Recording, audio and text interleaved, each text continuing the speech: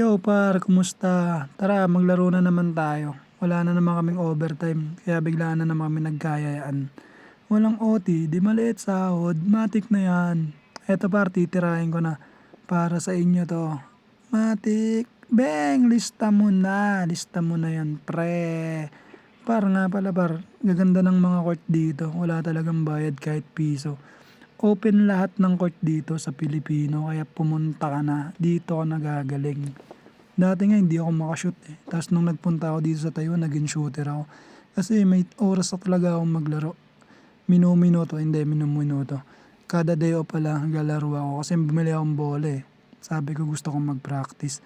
Nga pala para pag may mga comment kayo, comment nyo lang dyan, sasagutin ko kayo. Sana makapunta na rin kayo dito. Kasi ang baba ng sahod dyan sa Pilipinas eh. Kulang na kulang yan sa pagkabinata nyo pa lang, wala na yan.